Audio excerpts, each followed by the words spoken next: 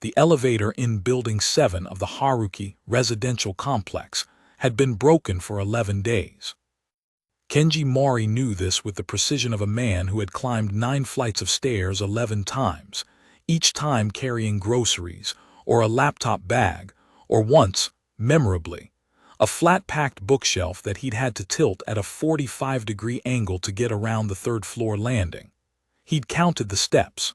There were 112 of them. He knew which ones creaked, which ones had a lip that caught the toe of his left shoe, and which landing smelled faintly of someone's dinner, floor 6, always something with ginger and soy in a way that was almost comforting. The city outside was called New Haruki, though nobody called it that. Everyone just called it the district, or the stack, or if they were feeling romantic about it, the grid.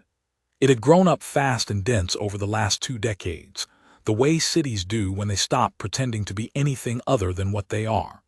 Machines for fitting the maximum number of people into the minimum amount of space, humming and steaming and glittering at all hours because nobody had told it when to sleep. Kenji was 31. He translated technical documents from English into Japanese and occasionally the reverse, working from a desk the size of a cutting board in an apartment he liked to describe, when he was feeling generous, as cozy. The apartment had one window that faced a ventilation shaft. Through the ventilation shaft, if the wind was right, you could hear music from the noodle bar on the 3rd floor of the building across the alley, which played the same 5 songs on rotation and had been doing so for 3 years. He was not unhappy. He had learned, in the way of people who live alone in small spaces in large cities, to take his satisfactions where they came. A good translation solved, a bowl of rice and leftover curry eaten in silence, the particular quality of late-night quiet when the grid outside finally, reluctantly, dimmed to a hum. He had also learned, over the course of 11 days, that the sound of someone moving into the apartment directly above his was not a sound that could be ignored.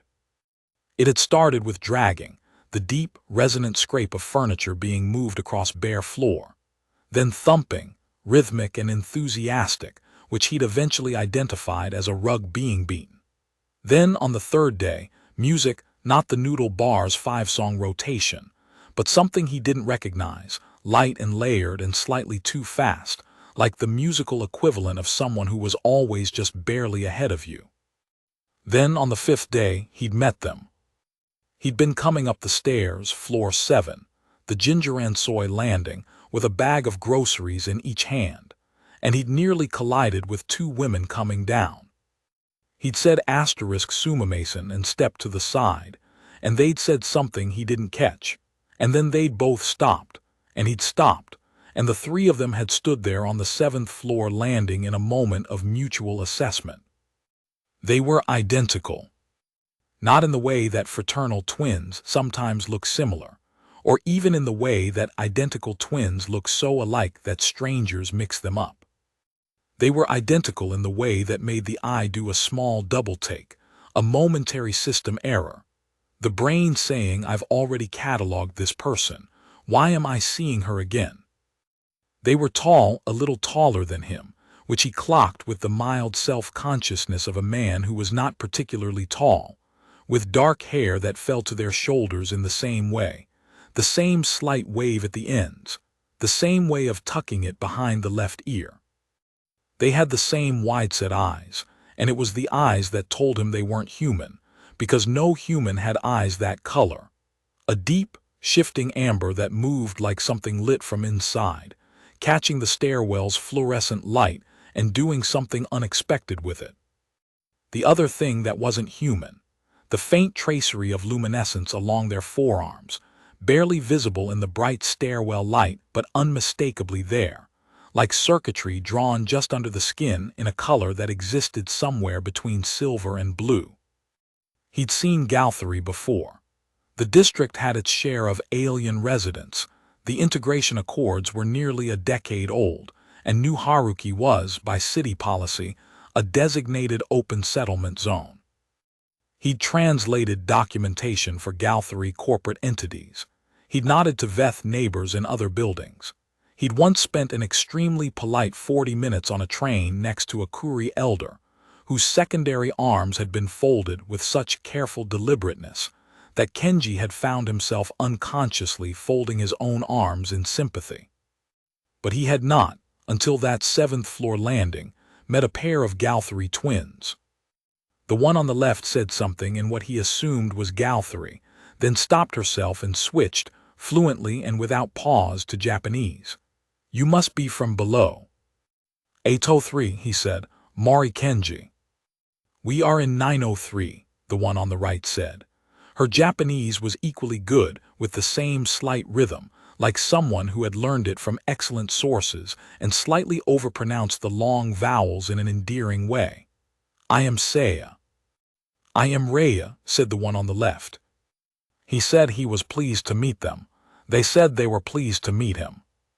He asked if they needed any help settling in, the reflexive hospitality of someone whose mother had raised him right, and they said no, they were managing very well, thank you, and had he tried the noodle bar 3 buildings over because it was very good. He had in fact tried the noodle bar. It was extremely good. They parted ways on the landing with the specific warmth of a first meeting that has gone well, the kind that leaves you feeling, as you climb the remaining stairs to your apartment, that the building has become slightly more populated in a good way. He put away his groceries and sat at his cutting board desk, and did not think about the shifting amber eyes for approximately 4 minutes before giving up and making himself a cup of tea. The second encounter happened 2 days later, in the shared laundry room on the 2nd floor. He'd gone down at his usual time, 9:30 at night, when most of the building's residents had already finished, and found the laundry room occupied by both of them, each running a machine. They were arguing about something in Galthari that cut off when he came in, replaced instantly with the bright, attentive expressions of people who have suddenly remembered they are in a shared space. "Mori-san," said Raya. He thought it was Raya, the one on the left again, though he wasn't fully confident in his left-right rule yet. "Good evening," said Saya on the right. "Sorry, we are being a little noisy." "Not at all," he said, which was true, because he hadn't been able to hear them from the stairwell. He loaded his clothes into the 3rd machine, and because the laundry room was small and the 3 of them were now standing in it together with the comfortable inevitability of shared domestic space, they began to talk. He learned that they were cultural researchers, here on an extended study assignment, the kind of academic posting that the integration accords had made increasingly common, Galthari scholars coming to study human urban environments, human scholars occasionally going the other direction, everyone expanding their understanding of what people-shaped beings did when they built places to live together. Their research focus was, specifically, how emotional bonds formed in dense residential environments, how proximity and shared infrastructure created connection between strangers. "Like this laundry room," Saya said, with a smile that was identical to Raya's smile, and yet already somehow slightly different in timing. Saya smiled a half-beat earlier. "Like this laundry room," he agreed, and then felt momentarily aware that he was being, in some academic sense, a research subject, and then decided that was fine. He also learned that Galthari twins occupied a specific and somewhat celebrated social category in their culture. The word they used, which translated imperfectly, meant something like twin soul pair, and it carried connotations of both completion and companionship. Twins were understood to be each other's primary attachment, a bond that predated and in some ways exceeded all others. This was not unusual or sad. It was simply structure. The way Saya explained it, it sounded rather like having a permanent best friend who also happened to share your face. "Do humans find twins unusual?" Raya asked, with the specific curiosity of a researcher asking a question she probably already knew the answer to. "A little," he said honestly. "In a good way mostly. It's just," he searched for words, "the doubling. It takes a moment to recalibrate." Raya and Saya exchanged a look, A fast, private look of the kind that twins exchange. The compressed communication of people who have been reading each other since before they could speak. "We are told we are a lot," Saya said pleasantly. "You are not a lot," he said, which was the honest answer and also, apparently, the right one, because both of them smiled at the same time, and the laundry room felt in that moment like a much warmer place than a laundry room had any right to be. Part 2, the dinner and the joke. The dinner was Saya's idea, or possibly Raya's. When he asked later, they gave conflicting accounts, each crediting the other with characteristic and probably genuine generosity. What he knew was that on a Tuesday evening, 9 days after moving in, they knocked on his door and invited him to eat with them. They had made Galthari food, which they'd adapted to available ingredients, and they wanted a human's opinion on whether the adaptations had worked. The adaptations had worked. The food was extraordinary, layered and complex, flavors that moved in a sequence his palate wasn't expecting, warm and slightly sharp, and then sweet in a way that came from nowhere. He said so, with sincerity, and they were pleased in the way that people are pleased when they've cooked for someone and the someone has meant it. The apartment above his was larger than his, or it felt larger. They'd arranged it differently, with less furniture but more space between things. The Galthari preference for open flow that he'd read about in a translation document once and now understood physically as a quality of air. The walls had hangings he didn't recognize, abstract patterns in deep color that seemed to shift slightly when he wasn't looking directly at them. They ate at a low table on cushions, and they talked for 2 hours about urban density, about the integration accords, about what the district felt like to newcomers. Overwhelming, Saya said. Fascinating, Rhea said, and then they both said both words simultaneously and looked at each other and laughed. About translation and cultural research and the particular loneliness of being new to a place. "Do you miss home?" he asked at some point, because it seemed like a real question. Another twin exchange look. Then Rhea said, "We are each other's home, so less than you might think." He sat with that for a moment. It was a beautiful answer. It was also, he was aware, the kind of answer that made him feel, in the good-humored way of a man who lived alone in a cozy apartment, the specific texture of his own solitude. Which was probably why when Saya asked conversationally, the way researchers ask things, "And you, Mori-san, do you have someone, family nearby?" he answered honestly. "No family nearby," and he shrugged, the universal shrug of the uncoupled adult who has made a certain peace with the fact. "I'm single." He meant it as a simple statement of fact, the equivalent of "I live alone" or "I prefer the window seat asterisk." A mild personal data point, offered in the spirit of the evening's easy conversation. What happened next happened very fast.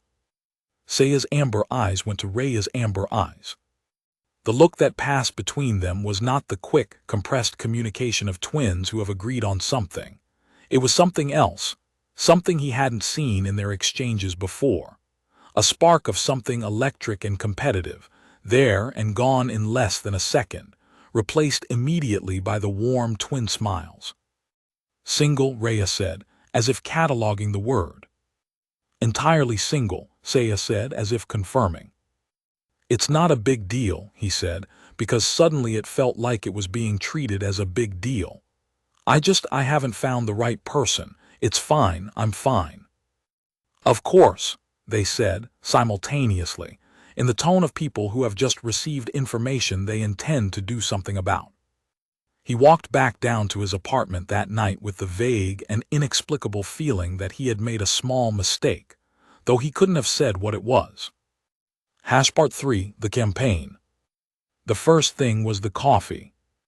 He came out of his apartment the next morning, early, half awake, heading for the building's ground-floor vending machines, and nearly stepped on a small container of something on his doorstep. It was ceramic, sealed with a wax stopper, and had a card attached that said, in neat handwriting, "Morning drink Galthari blend, adjusted for human metabolism. I hope it is good. Rhea." The morning drink was extremely good.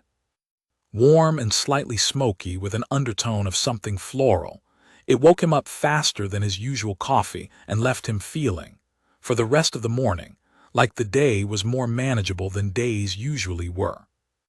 He knocked on the door of 903 to return the ceramic container and thank Rhea, and Saya answered the door, and there was a brief moment of visible irritation on Saya's face, not directed at him, but at something interior and twin-related before the warm smile returned. "Rhea left that for you," Saya said. "It was wonderful," he said. Saya said, in a tone that conveyed several things at once. The second thing was the book. 3 days later, he came back from a grocery run to find a book slid under his door, a physical paper book, which was itself unusual enough to make him stop and look at it twice. It was a collection of translated Galthari poetry, elegant and short and full of images about light and distance, with a card inside that said, "For someone who translates, you will notice what others miss." Saya. He read the whole thing in one sitting. It was remarkable. He sent a message to both of them thanking them. Rhea responded immediately. Saya responded 4 minutes later. He had the distinct sense that the 4-minute gap represented some kind of internal calculation. The third thing was the dinner invitation. Not from both of them, this time, but from Rhea alone. A note slipped under his door asking if he would like to try a new recipe she was working on. Before he could respond, a second note appeared from Saya, asking if he would like to come for tea that same afternoon, because she had something interesting to discuss about her research that he might find relevant to his translation work. He stood in his apartment holding both notes and experienced the particular sensation of a man who has, without intending to, become the subject of something. He ran into them both on the stairs, 9th floor landing, coming down, him going up, and he stopped, and they stopped, and there was a moment that was somehow louder than the stairwell had any right to be. "I got both notes," he said. The twin look, faster and more charged than usual. "I can explain," Saya started. "I was going to," Rhea said at the same time. They both stopped, a brief silence. "This is the research project," he said gently, because he was not unkind, and he could see that what he was looking at was two people in the specific discomfort of something they hadn't entirely planned. "No," Rhea said.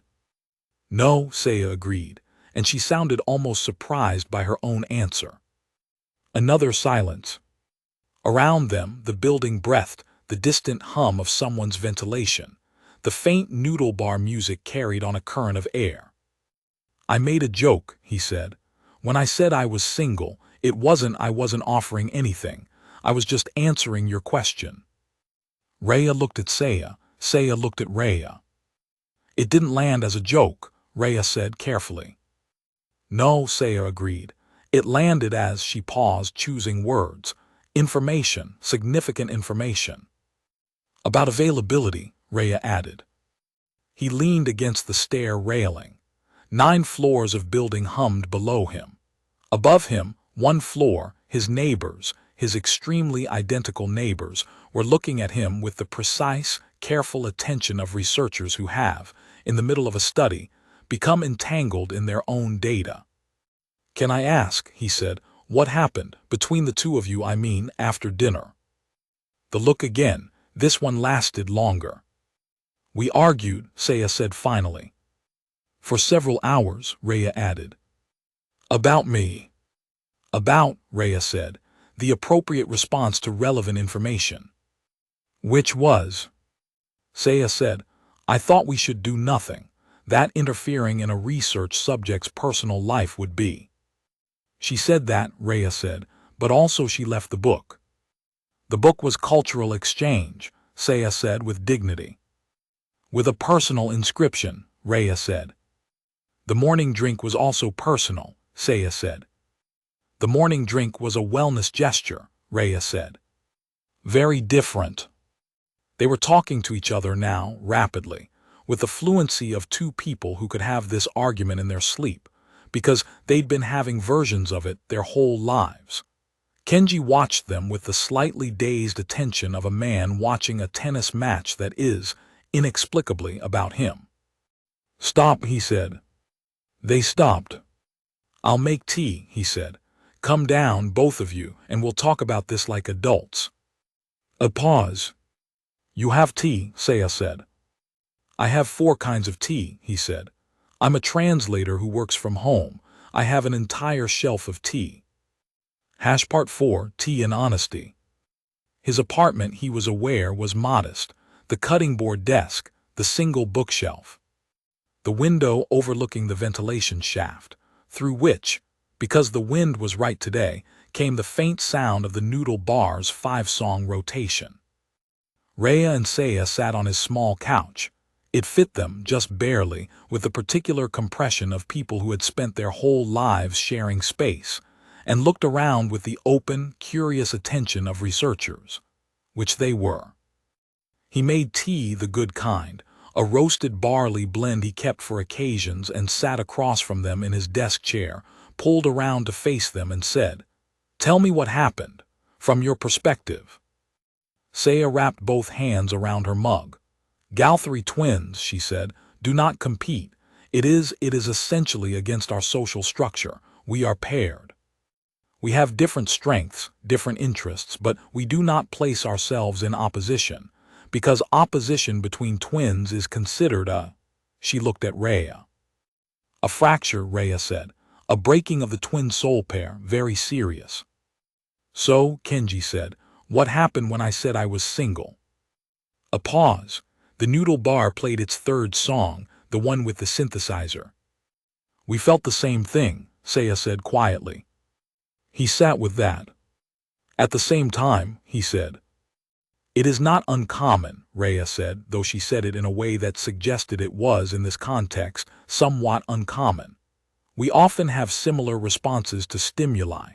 We are the same person, essentially, shaped by the same experiences. We find the same things beautiful. We find the same things." She paused. "Interesting. But you don't compete," he said. "We don't compete," Seiya confirmed. "Which means that when we felt the same thing at the same moment about the same person, we had—" She stopped. "No protocol," Rhea said. "No protocol," Seiya agreed.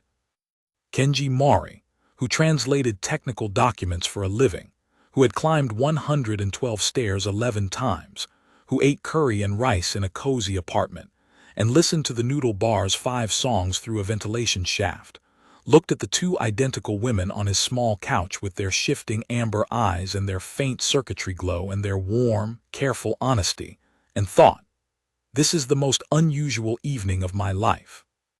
"Can I be honest with you?" he said. "Please," they said simultaneously. "I don't know either of you well enough to have feelings about either of you," he said. "We've had dinner once and run into each other on the stairs. That's not a basis for anything. For either of you." He paused. "I'm not saying that to be unkind. I'm saying it because I think you're both intelligent people, and you deserve an honest answer instead of me trying to navigate this in a way that's about managing your feelings instead of telling you the truth." A silence, then Seiya said, "That is fair." "Yes," Rhea said, "that is very fair." "So," he said, "can we just be neighbors? And see what happens if anything happens without anyone competing or anyone getting hurt?" Another twin look. This one was different from all the others, slower, more private. The look of 2 people who were communicating something too deep for him to read. Then together, "Yes." He exhaled. The noodle bar started its 4th song. "Good," he said. "Would you like more tea?" Part 5, The Weeks That Followed. The thing about being honest with someone, or 2 someones in this case, was that it changed the quality of everything that came after. He had expected awkwardness. What he got instead was a different kind of attention, quieter, less strategic, more real. Seiya brought him research papers she thought he'd find interesting, and she was right that he'd find them interesting, and they sat in the hallway sometimes between their floors. The 8th floor landing, which had better light than the ninth and didn't smell of ginger and soy, and talked about ideas.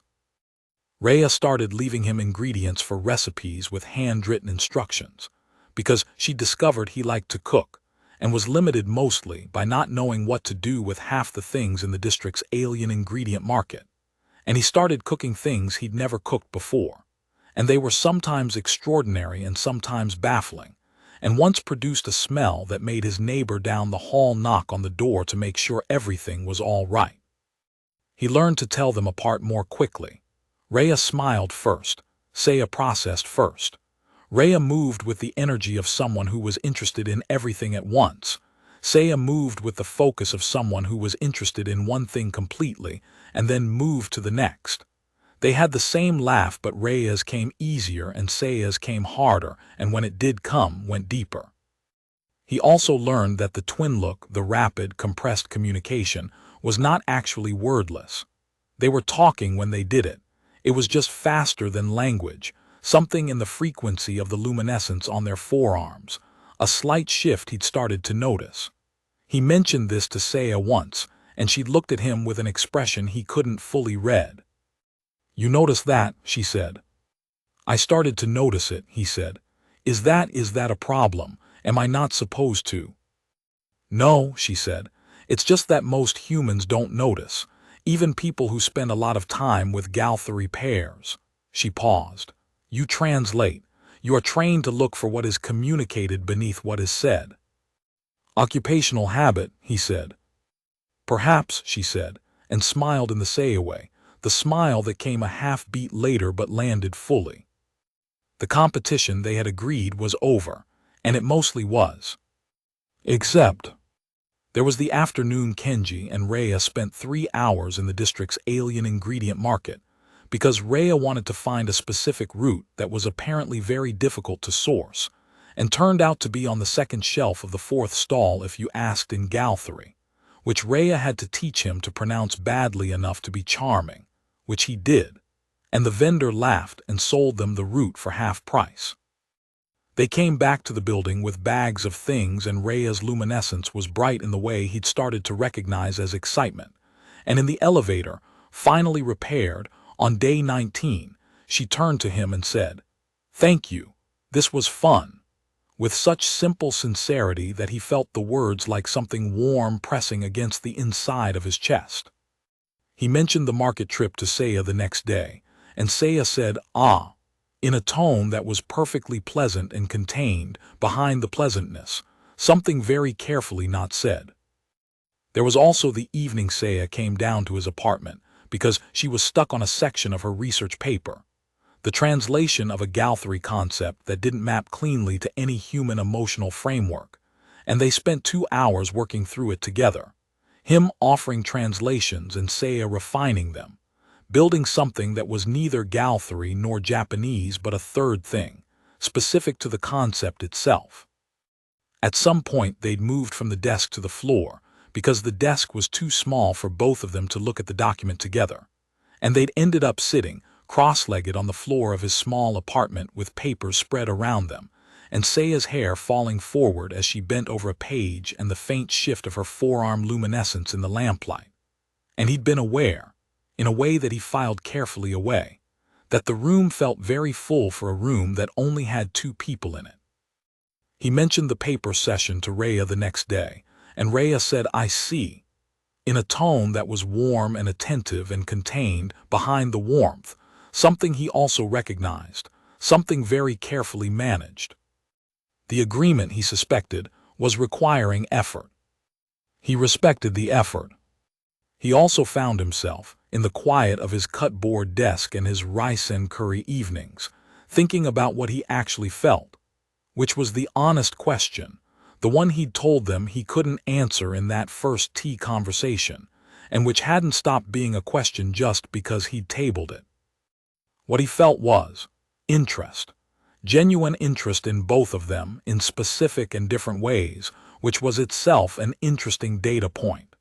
He had not previously experienced meeting 2 people who occupied such distinct and different spaces in his attention while being, externally, the same person. He also felt something else, which was harder to name. Something about the care they took with him, with each other, with the complicated situation they'd found themselves in. The way they'd stopped competing because competition would hurt each other. The way they'd been honest with him even when honesty was uncomfortable. The way they brought him things, morning drinks, books, recipes, research papers, not as strategy, but because they'd thought of him. He was used to being alone. He was not. He realized one evening while listening to the Noodle Bar's fifth song through the ventilation shaft, used to being thought of. Part 6. The argument he wasn't supposed to hear. It happened on a Thursday, when the wind was wrong. When the wind was wrong, the ventilation shaft didn't carry the Noodle Bar's music. What it carried instead, apparently, was sound from the apartment above. He'd been at his desk, working, when he became aware of voices, not clearly, not with words, but with the unmistakable rhythm of an argument. Fast and private, the Galthery frequency language, with occasional Japanese words surfacing like rocks in a current. He sat very still, not trying to listen. He could only hear the rhythm anyway, not the content, but aware of the sound the way you're aware of thunder somewhere over the grid. It lasted about 20 minutes, then it stopped. Then someone knocked on his door. He opened it and found both of them on his landing. Rhea's luminescence was slightly irregular, a pulse he hadn't seen before. Seiya's posture was the careful, contained posture of someone who has chosen to be calm. "We owe you honesty," Seiya said. "Again." "The agreement is not working," Rhea said. "Or it is working, but the working of it is." "It is costing more than we expected," Seiya finished. He stepped back from the door. They came in. He made tea. The ritual had become automatic.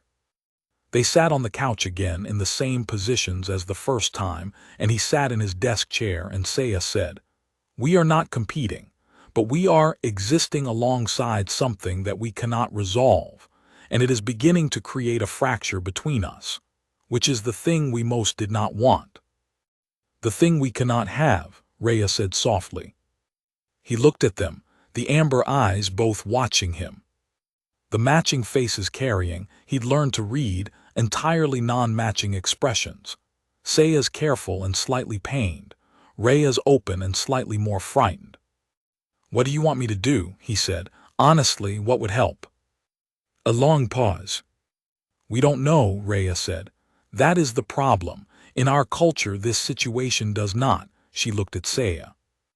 "It doesn't have a resolution," Seiya said.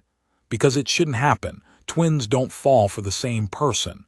The twin soul pair is the primary bond," Rhea said.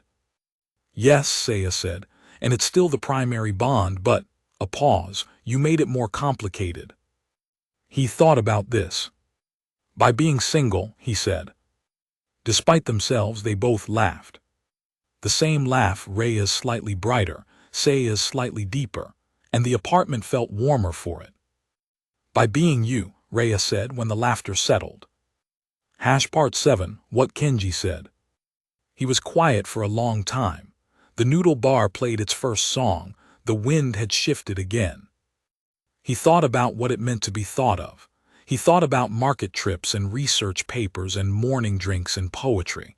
He thought about the twin look and what it meant that he could almost read it. He thought about what Rhea had said. "We are each other's home." "Can I tell you something?" he said. "Please," they said. "I came to this building 3 years ago," he said, "and I have been for those 3 years very quietly and very comfortably alone. Not unhappy, but alone. And I think I had made a kind of peace with that, the way you make peace with something when you've stopped expecting it to change." He paused. "And then you moved in upstairs, and you made noise, dragging furniture and beating rugs and playing music.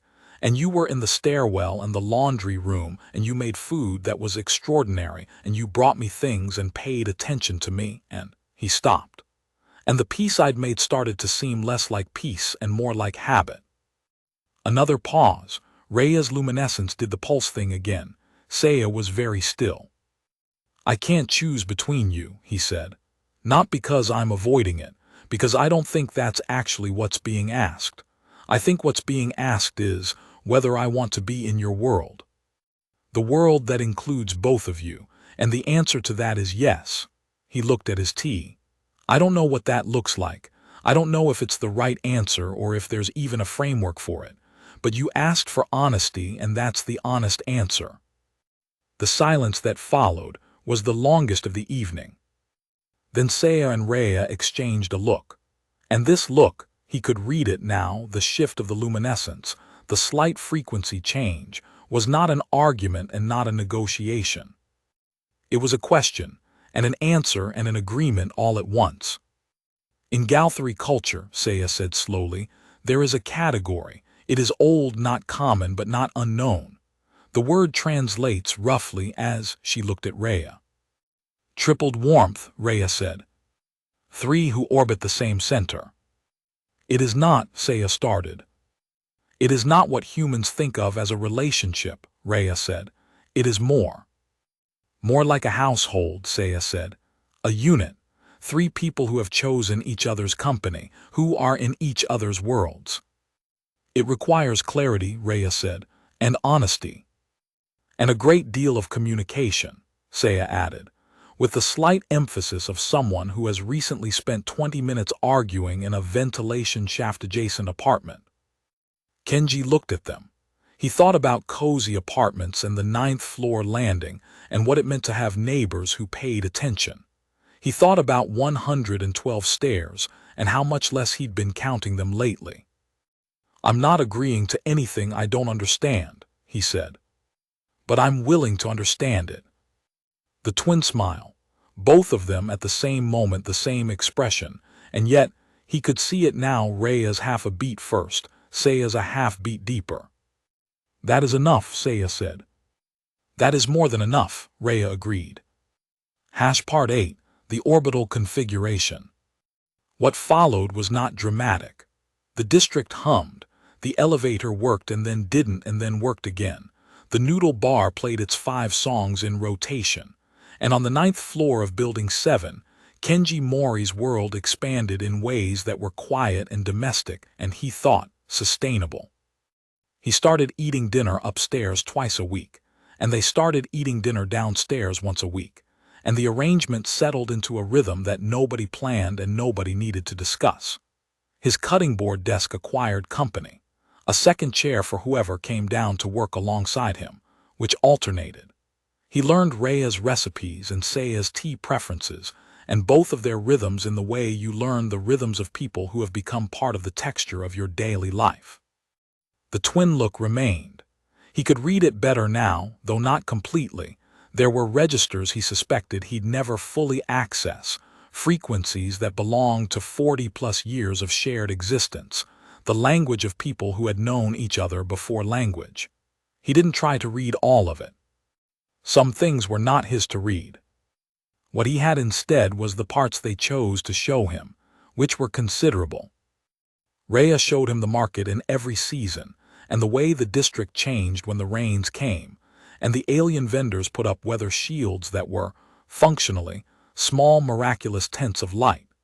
She showed him how to ask for the hard-to-find ingredients and how to use them, and she learned in exchange which train cars were quiet and which intersections flooded, the accumulated knowledge of 3 years of living in the grid. Saya showed him her research, the actual research, not the polished papers but the working documents, the arguments and the revisions, and he showed her his translations, the problems of transfer, the places where a word in one language pressed against the shape of a gap in another. They built a working vocabulary together, which was mostly English and Japanese and occasionally Galthari, and which became, without anyone naming it, a third language that belonged to the 3 of them. He also slowly, carefully, with the permission of both of them, learned what the luminescence meant. Not all of it, but the basics. Brightness was interest or excitement. Irregularity was feeling. The specific pulse he'd first seen on Rhea in the market was happiness. Saya's was more subtle, a slow, steady increase rather than a pulse, like a lamp being turned gradually up. The night he first noticed Saya's lamp brightness without her pointing it out, she looked at him for a moment and said, "You see that?" "I'm getting better at it," he said. "You are," she said. "That is," she paused. "In Galthery, when someone learns to read the light without being taught, it is considered," another pause, "significant." "Good significant or complicated significant," he said. "Both," she said, and the lamp went brighter. Part 9, the question he got asked.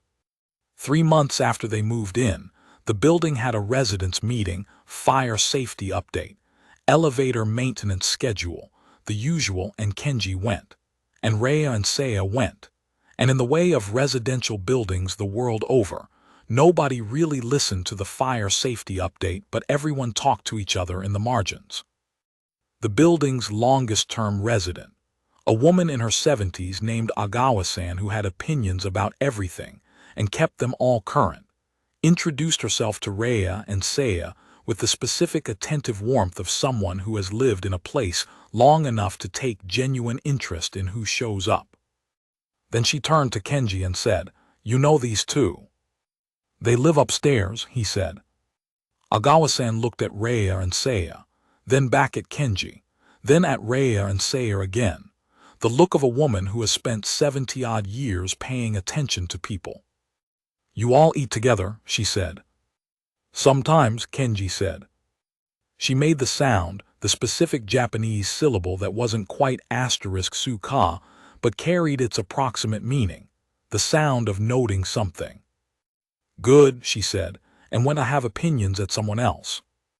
Later, climbing the stairs, the elevator was, this week, not working again, Rhea said. "What did she mean by that?" "She meant she approved," he said.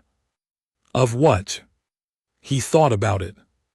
"Of people not being alone in a building," he said. "Of neighbors who eat together." He paused. "She's been here long enough to watch people be alone in this building. I think she finds it. I think she notices when that changes." Rhea was quiet for a moment, then she said, "Do you feel less alone?" The question was simple and direct, Rhea's way. "Yes," he said. "Good," she said, and her luminescence pulsed. From just behind them, Saya said, "Me too." He turned. She was 2 stairs below, and in the stairwell's fluorescent light her lamp brightness was unmistakable, a slow, warm glow. "You feel less alone," he said. "We both feel less alone," she said. "I thought you should know." Part 10, what the ventilation shaft carries now. On a Sunday in late autumn, Kenji Mori was at his cutting board desk, working on a translation, a Galthery cultural document as it happened, on the subject of emotional bonds in urban environments, commissioned by the same research institution that had sent Rhea and Saya to the district. He was fairly certain he was in the document, though he decided not to ask. The wind was right, so the ventilation shaft carried the Noodle Bar's music, the third song, the one with the synthesizer that had started to feel, over months, like the background score of a specific chapter of his life. There was a knock on his door. He opened it. Both of them, as was increasingly the case, they'd stopped knocking separately some weeks ago without discussion, as if the separate knock phase had been a stage and this was what came after. Rhea had a container of something that smelled remarkable. Saya had a tablet with research notes open. "Dinner and argument," Rhea said. "We are testing a new recipe and we have a disagreement about paragraph 4 of Saya's paper." "Paragraph 4 is fine," Saya said, not to him. "Paragraph 4 is confused," Rhea said, also not to him. "Come in," he said. They came in. His apartment arranged itself around them the way it had learned to, Rhea to the kitchen area, already knowing where things were, Saya to his desk chair, already pulling up the document, leaving his chair for him in the specific way she'd learned he preferred.